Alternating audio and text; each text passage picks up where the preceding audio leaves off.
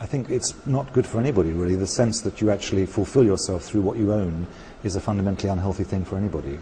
And yet we say that, and of course, once the recession hit in Europe and North America, having told us that we were buying too much, that we were kind of consuming the planet into oblivion, what happens? Governments around the world start giving you money to buy a new car, the scrappage system, and suddenly we find that, of course, our primary duty is again to buy our way, to consume our way out of a recession. Yeah, and then again we're coming to the same situation, those who can't do it. I'm thinking of the poor kid in a favela in Rio who cannot afford some nice tennis shoes, but he sees it advertised everywhere. He sees everybody wears it. He's frustrated. He might even appeal to crime in order to get it. Do you think that kind of pressure is always there? I think that there's always a pressure. People always compare themselves to others. People always look to see what somebody else is wearing. And in fact, you can see poverty actually can push people to extremes of ingenuity in this way. If you go into a prison, you see that people reflect on who they are and their status in that by certain items of dress and the way they approach each other. You can see, I mean, I don't think that the way that design makes things look is only about wealth. It's also about showing who has a certain sense of style and who is fashionable and who has a kind of insight. Kids always model themselves on who they think is smart, not necessarily who they think is rich. And that style is reflected in the way they look, which doesn't necessarily need to be about money. It's the same phenomenon, one could say, but not only about cash. And if we do that, again, going back to that consuming things, we're in the world, we keep being told that we've got to be aware of the limitation of resources. And if we get the Chinese and the Indians and the Brazilians and all the emerging powers to consume on the level of the Americans and the Western Europeans, the world cannot sustain that. Well, that's so true, but we also need to understand what consumption really means. Again, when I wrote the book, I used the example of the iPhone, which is an extraordinarily technological leap, and it's out of date every 6 months, and you buy a new one and you replace it, which is very different from the situation of the old Bakelite telephone, which lasted 20 years and you hired from the government rather than bought yourself. However, the more you think about it, the more you have to ask yourself some questions. That iPhone takes the place of a telephone, a camera, a GPS system, a musical entertainment system. It does away with all that film, it does away with all that power, it does away with all those other things.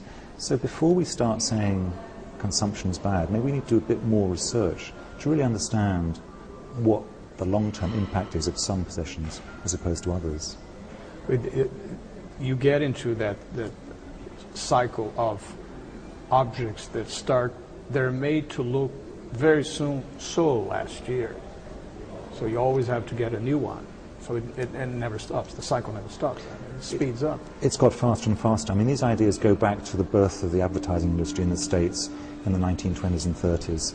There was a man called Ernest Elmo Calkins who came up with the idea that it was the job of the consumer not merely to buy, but also to use up.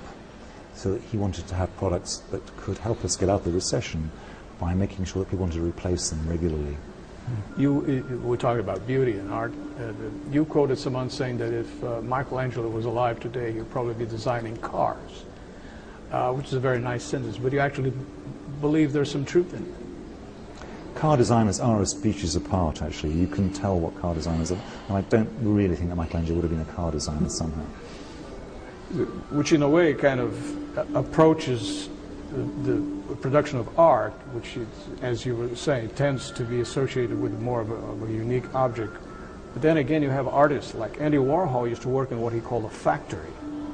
Damien Hirst employs 300 people to produce his work. So, well, actually, Damien Hirst has let go most of those 300 people. He's back to himself. But it's quite true that one could say that the two are converging. That the way that a Jeff Koons or a Hirst operate is very much like a designer, that they will have a studio in which lots of assistants will make drawings, and those drawings will go to a factory, and the quality of a Koons or a Hirst is very much to do with how well something is made, how well it's finished, the polish, which are very much the same sort of concerns that would make a car designer interested. And yet they're still perceived as being different things conceptually.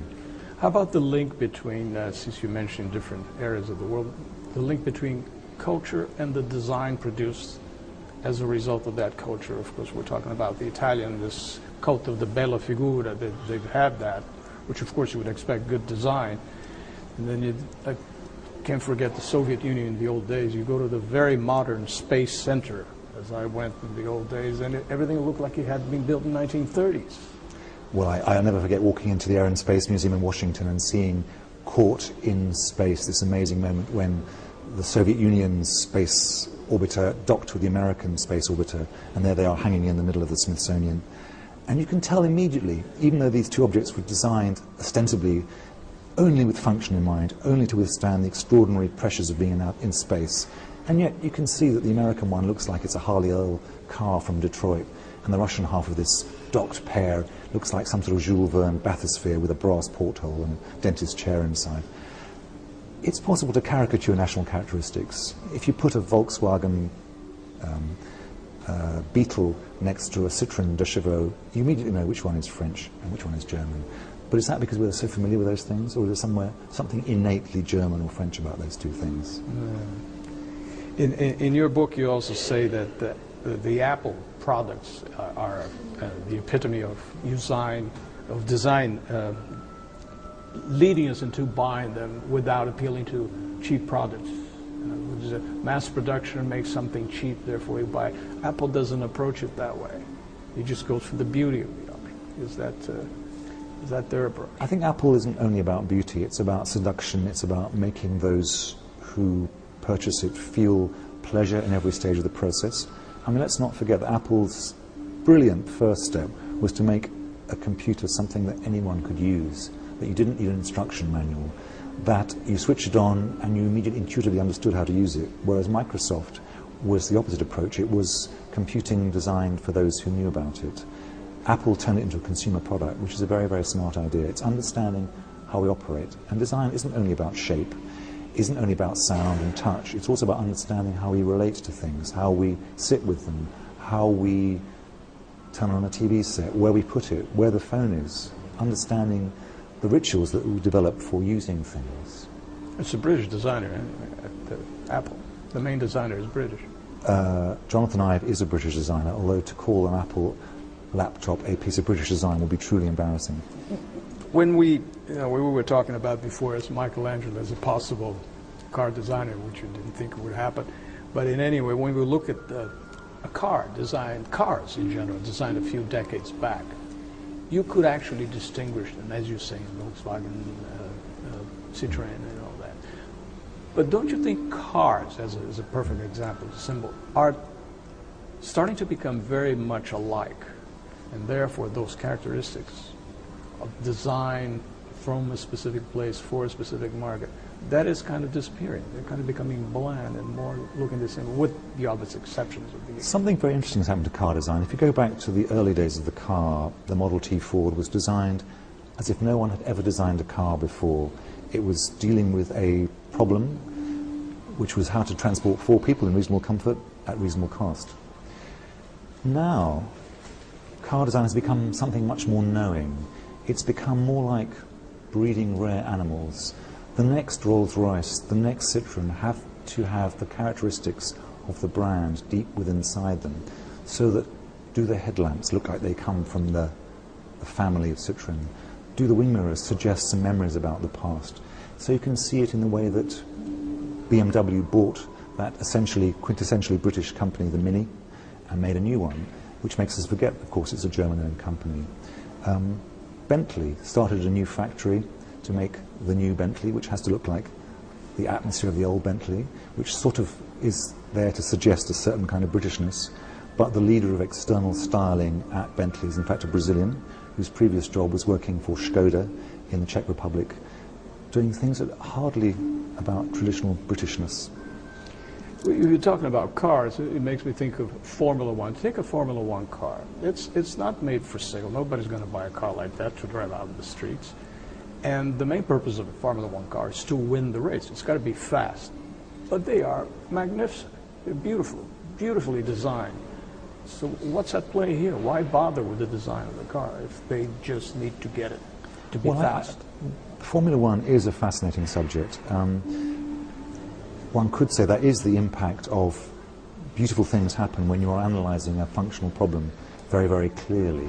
But of course the problem with Formula One is that perhaps you're asking the wrong question. How to deliver one person around a track at extraordinary speeds produces an extreme, almost baroque design. They look almost organic forms.